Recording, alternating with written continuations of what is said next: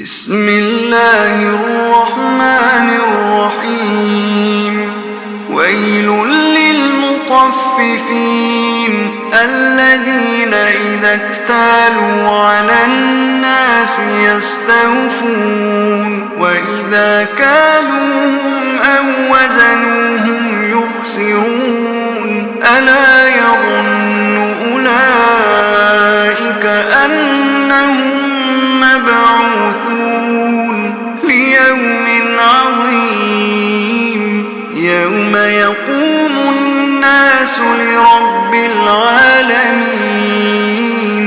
كلا إن كتاب الفجار لفي سجين وما أدراك ما سجين كتاب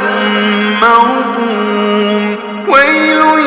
يومئذ للمكذبين الذين يكذبون بيوم الدين وما يكذب به إلا كل معتد أثيم إذا تتلى عليه آياتنا قال أساطير الأولين كلا بل ران على قلوبهم ما كانوا يكسبون كلا إنهم عن ربهم يومئذ لمحجوبون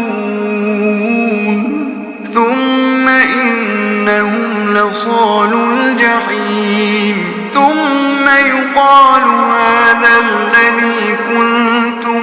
به تكذبون كلا إن كتاب الأبرار لفي عليين وما أدراك ما عليون كتاب مرقوم يشهده المقربون إن الأبرار لفي نعيم على الأرائك ينظرون تعرف في وجوههم نضرة النعيم يسقون من رحيق مختوم ختامه مسك وفي ذلك فليتنافس المتنافسون ومزاجه من تسنيم عينا يشرب بها المقربون إن الذين أجرموا كانوا من الذين آمنوا يضحكون وإذا مروا بهم يتغامزون وإذا انقلبوا إلى أهلهم انقلبوا فكهين وإذا رأوهم قالوا إن هؤلاء لضالون